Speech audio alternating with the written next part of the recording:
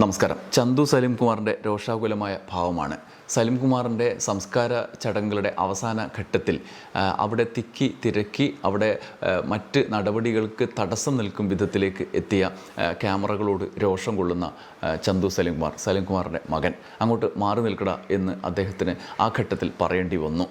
അവിടെ തന്നെ മുഖ്യമന്ത്രി വി.ഡി. സതീശൻ മുതൽ രമേശ് പിഷാരടി വരെ ഇത്തരത്തിലുള്ള കൂട്ടം കൂടി നിൽക്കുന്ന ആളുകളെ നിയന്ത്രിക്കേണ്ടി വന്നു. അത് കേവലമായ ഒരു സാഹചര്യം അല്ല. മരണാനന്തര ചടങ്ങുകളിൽ മാത്രമല്ല, നമ്മുടെ ചുറ്റുപാടും നടക്കുന്ന പലവിധ ഘട്ടങ്ങളിലും ഇത്തരം തടസ്സങ്ങൾ, ഇത്തരം പ്രതികരണങ്ങളൊക്കെ നമ്മൾ കാണുന്നുണ്ട്. ഈ സമീപ നാളുകളിലും കണ്ടു.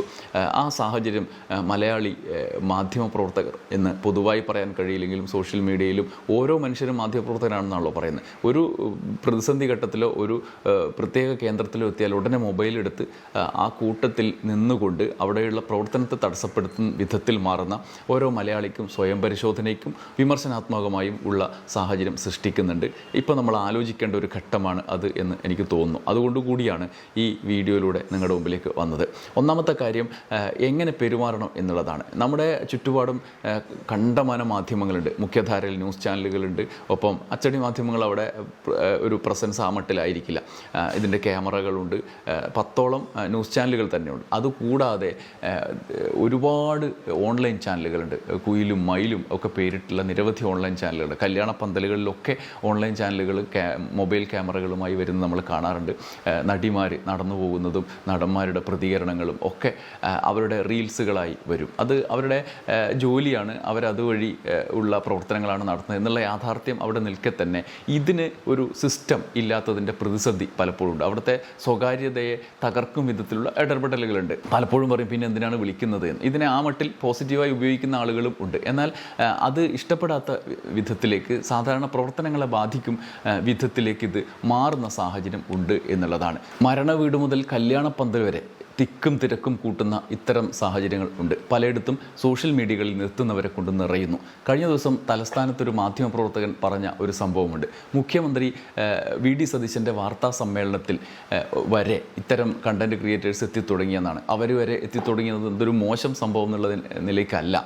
സാധാരണ അക്രഡിറ്റഡ് മാധ്യമപ്രവർത്തകർ എന്ന് പറയുന്ന മുഖ്യധാരയിലെ ന്യൂസ് ചാനലുകൾ, പത്രങ്ങൾ ഒക്കെയാണ് അവിടെ അത്തരം വാർത്താ സമ്മേളനങ്ങളിൽ എത്താറുള്ളത്. പബ്ലിക് റിലേഷൻസിൻ്റെ ഡിപ്പാർട്ട്മെൻറ്റ് പ്രസ് മീറ്റ് നടത്തുന്ന മീഡിയ റൂമിലോ മുഖ്യമന്ത്രിയുടെ കോൺഫറൻസ് ഹാളിലോ മുഖ്യമന്ത്രിയുടെ മീഡിയ റൂമിലോ ഒന്നും അല്ലാതെ നമ്മൾ കൊച്ചിയിലൊക്കെ കാണുന്നത് പോലെ സിനിമ പ്രസ് മീറ്റുകളിൽ എത്തുന്നത് പോലെ ഓൺലൈൻ കണ്ടൻറ് ക്രിയേറ്റേഴ്സിനെ എല്ലാം ഉൾക്കൊള്ളാനുള്ള സ്പേസ് ഇല്ല. കാരണം 100ഓളം ആളുകൾ അത്തരത്തിലുള്ള പ്രസ് മീറ്റുകൾ വരുന്നത് നമ്മൾ കാണാറുണ്ട്. എന്നാൽ ഇവിടെ പോലും അത്തരം സെലക്ട് ചെയ്ത ആളുകൾ എത്തുന്നുണ്ട്. അതിൻ്റെ സാധ്യത ഉപയോഗിക്കുന്നതാണ്. ഇപ്പോൾ മുഖ്യമന്ത്രിയുടെ പബ്ലിക് റിലേഷൻ ടീം അതിൻ്റെ സാധ്യത ഉപയോഗിക്കുകയാണ്. ഇപ്പോൾ നീലക്കുയിൽ എന്നൊക്കെ പറയുന്ന ഓൺലൈൻ ആ പേരുകൾ, കുയിൽ മയിൽ എന്നൊക്കെ ഓൺലൈൻ ചാനലുകളുടെ അത്തരം ഓൺലൈൻ ചാനലുകളുടെ ഒക്കെ സാധ്യതകൾ ഉപയോഗിക്കുന്ന ഒരു കാഴ്ചയാണ് കാണുന്നത്. രാഷ്ട്രീയമായ സാധ്യതകളെ കൂടി അവർ ഉപയോഗിക്കാം. അങ്ങനെ കഴിഞ്ഞ ദിവസം മുഖ്യമന്ത്രിയുടെ പ്രസ് മീറ്റിൽ വാഹന മോഡിഫിക്കേഷനെ കുറിച്ചുള്ള ഒരു ചോദ്യം ചോദിക്കുകയും അതിന് മുഖ്യമന്ത്രി ഒരു ചിരി ചിരിക്കുകയും അത് പൂക്കി ചിരിയായി സോഷ്യൽ മീഡിയയിൽ ക്രിയേറ്റ് ചെയ്യപ്പെടുകയും വലിയ തോതിൽ ചർച്ച ചെയ്യപ്പെടുകയും ഒക്കെ ചെയ്തിട്ടുണ്ട്. നമ്മളിപ്പോഴും പൂക്കി ചിരി എന്നറിയപ്പെടുന്ന ചിരി, ആ ചിരി നീലക്കുയിൽ ഒരു സോഷ്യൽ മീഡിയയിലെ ഒരു കണ്ടൻറ് ക്രിയേറ്റേഴ്സ് വന്നിട്ട് അവരുടെ പ്രതിനിധി ആണ് ആ ചോദ്യം പ്ലാൻ ചെയ്ത് ചോദിച്ച് ഉത്തരം നേടിയെടുത്തത്. അത്തരത്തിലുള്ള സാധ്യതകൾ, അങ്ങനെയുള്ള ചോദ്യങ്ങൾ ചോദിക്കാനും വൈറലാകാനുള്ള സാധ്യതകൾ നമ്മുടെ മുമ്പിലുണ്ട്. പക്ഷേ അതിനെ ഉപയോഗിക്കാം. പക്ഷേ അതിൻ്റെ പരിമിതി എത്രത്തോളമാണ് എന്നുള്ളത്, അതിൻ്റെ പരിധിയും എത്രത്തോളമാണ് എന്നുള്ളത് തീരുമാനിക്കപ്പെടേണ്ടതുണ്ട്. സെലിബ്രിറ്റികളുമായി ബന്ധപ്പെട്ട മരണവീടുകൾ ഇപ്പോഴിത്തരം ഒരു ദൃശ്യ പകർത്തുന്നതിൻ്റെ പ്രധാന കേന്ദ്രമാണ്.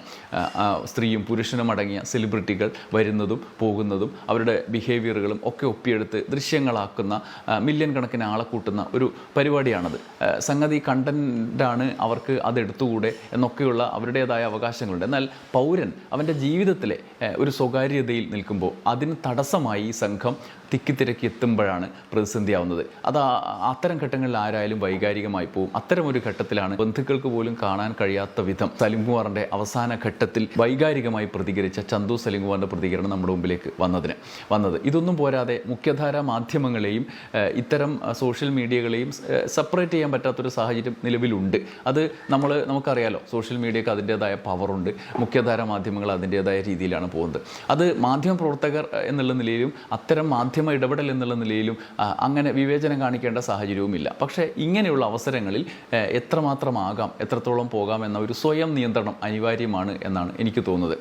TC രാജേഷ് അദ്ദേഹത്തിൻ്റെ മാധ്യമപ്രവർത്തകൻ TC രാജേഷ് അദ്ദേഹത്തിൻ്റെ ഒരു ഇതുമായി ബന്ധപ്പെട്ടൊരു കുറിപ്പ് ഫേസ്ബുക്കിൽ പബ്ലിഷ് ചെയ്തിട്ടുണ്ട്. അദ്ദേഹം പറയുന്ന നിരീക്ഷണം ഇതാണ്: സിനിമാ മേഖലയുമായി ബന്ധപ്പെട്ടവരുടെ മരണാനന്തര ചടങ്ങുകൾ നടത്തുന്നിടത്തെങ്കിലും ഈ വൃത്തികെട്ട മൊബൈൽ പാപ്പരാസികളെ നിരോധിക്കേണ്ടത് ആവശ്യമാണ്.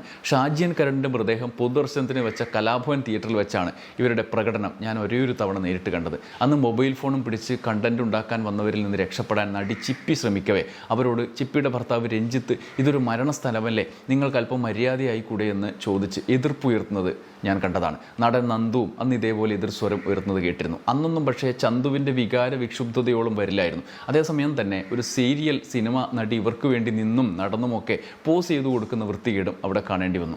അതിന് വൃത്തികേടെന്ന് വിളിക്കാനേ തൽക്കാലം നിവൃത്തിയുള്ളൂ. ഇത്തരം പാപ്പരാസികളെ വളർത്തുന്നത് ഇങ്ങനെയുള്ള വൃത്തികെട്ട ചില ജന്മങ്ങളാണ്. അതുകൊണ്ട് ആ പേര് പറയുന്നില്ല. ഏതാനും ദിവസം മുമ്പ് മുഖ്യമന്ത്രി VD സതീശനെ പൂക്കിയാക്കി മാറ്റിയ റീലിൻ്റെ ഉൽപ്പാദനവും ഇങ്ങനെയൊക്കെ തന്നെയായിരുന്നു. ഇപ്പോൾ പല രാഷ്ട്രീയ നേതാക്കൾക്കും പിന്നാലെ ഇവർ കൂടിയിട്ടുണ്ട്. രാഷ്ട്രീയത്തിൽ സ്ത്രീകൾ കുറവായതിനാലാകാം കണ്ടന്റിൽ കൂടുതലും പുരുഷന്മാരായി പോയത്. ഇനിയെങ്കിലും ഏത് സ്ഥലത്തായാലും ഇവരെ നിയന്ത്രിച്ചില്ലെങ്കിൽ ഇതുപോലെ പലതും കാണേണ്ടി വരും. ആരെങ്കിലുമൊക്കെ സഹികെട്ട് കൈവച്ചു എന്നും വരും എന്നാണ് TC രാജേഷ് ഈ അദ്ദേഹത്തിൻ്റെ ഫേസ്ബുക്ക് കുറിപ്പിൽ രോഷം കൊള്ളുന്നത്. സലിംകുമാറിൻ്റെ വീട്ടിലെ ചടങ്ങിൻ്റെ ഒടുവിൽ ഉണ്ടായ തിരക്കിനെ നിയന്ത്രിക്കാൻ മുഖ്യമന്ത്രി തന്നെ നേരിട്ട് ഇടപെടുന്നുണ്ട്. അദ്ദേഹത്തിൻ്റെ ഈ സെറ്റ് കാറ്റഗറി സുരക്ഷയെ മറികടന്ന് അദ്ദേഹത്തിന് ഇടപെടേണ്ടി വരുന്നുണ്ട്.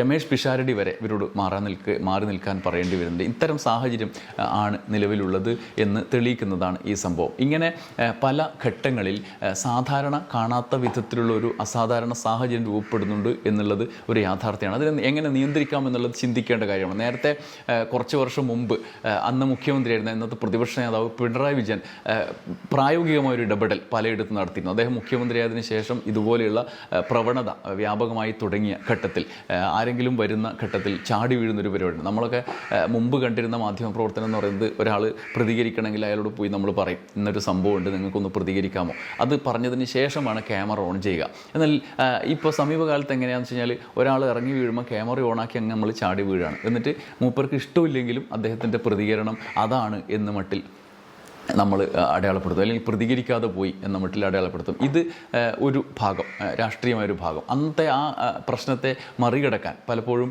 ഡൽഹിയിൽ, കേരള ഹൗസിൽ, തിരുവനന്തപുരത്തെ പ്രധാനപ്പെട്ട കേന്ദ്രങ്ങളിലൊക്കെ മുഖ്യമന്ത്രി ആയിരുന്നപ്പോൾ പിണറായി വിജയൻ നിർദ്ദേശിച്ചിരുന്ന ഒരു കാര്യം പിന്നീട് നടപ്പാവും നമ്മൾ കണ്ടു. അദ്ദേഹത്തിൻ്റെ പ്രതികരണത്തിനായി ഈ ചാനൽ മൈക്കുകളും ക്യാമറയൊക്കെ ഒരു സ്ഥലത്ത് ഒതുക്കി വെക്കുക, അപ്പോൾ അവിടെ വന്നിട്ട് പ്രതികരിക്കുക എന്നുള്ളത്. ഇതുപോലെ മരണവീട്ടിൽ നമുക്ക് ചെയ്യാവുന്നതാണ്. മരണവീട്ടിൽ പ്രതികരിക്കണമെങ്കിൽ മരണവീട്ടിൻ്റെ ഒരു പ്രത്യേക സ്ഥലത്ത് മാറ്റി നിർത്തി അവിടെ ഒരു എന്തെങ്കിലും ടേബിൾ എങ്ങാനും വെച്ച് അവിടെ വന്ന് പ്രതികരിക്കാൻ ക്യാമറയൊക്കെ മാറ്റി നിർത്തി പ്രതികരിക്കാനുള്ള ഒരു സംവിധാനം ഒരുക്കാവുന്നതാണ്. ഇതൊരു പൊതു നയമായി, ഇതെവിടെയെങ്കിലും നിയമമായി എഴുതി വെക്കാനൊന്നും പറ്റില്ല. അത്തരം ആളുകൾ തീരുമാനിക്കേണ്ടതാണ്. പൊതു നയമായി സ്വീകരിച്ച് അങ്ങ് കൊണ്ടുപോവുകയാണ് വേണ്ടത്. എന്നാൽ എല്ലായിടത്തും ചാടി വീണ് ഒന്നോ രണ്ടോ ആൾക്ക് മാത്രം നിൽക്കാൻ കഴിയുന്ന സ്പേസിലേക്ക് മൃതദേഹമുള്ള സ്ഥലത്തേക്ക് ചാടി വീണ് അവിടെയും ചിത്രീകരിക്കുന്ന സാഹചര്യം അവർക്ക് ബുദ്ധിമുട്ടുണ്ടാക്കുന്ന വിധത്തിലേക്ക് മാറുന്നു എന്നുള്ളതാണ് യാഥാർത്ഥ്യം. ഇത് ഒരു പൊതു പ്രശ്നമായി ഉയർന്നു വരുന്ന അവസ്ഥയുണ്ട്. അതിന് ഇത്തരം പ്രവർത്തനം ചെയ്യുന്ന, ഇത്തരം ജോലി ചെയ്യുന്ന ആളുകൾ സ്വയം തീരുമാനിച്ച് ഇറങ്ങിത്തിരിക്കുക എന്നുള്ളതിൽ അല്ലാതെ മറ്റ് പരിഹാര മാർഗങ്ങളില്ല. അതേസമയം അതിൽ ഉൾക്കൊള്ളുന്ന ആളുകൾ അതിനനുസരിച്ചിട്ടുള്ള തീരുമാനങ്ങൾ എടുക്കുക, നിർദ്ദേശങ്ങൾ കൊടുക്കുക എന്നുള്ളതാണ്. മുഖ്യമന്ത്രി മുതൽ രമേശ് പിഷാരടി വരെ അവിടെ നടത്തിയ പ്രതികരണം ഇനിയുള്ള കാലത്ത് അവർ ഇത്തരം ആളുകളോട് അതിനുള്ള നിർദ്ദേശം കൊടുക്കാവുന്ന തരത്തിലുള്ള അധികാര സ്ഥാനത്തിരിക്കുന്ന ആളുകളാണ്.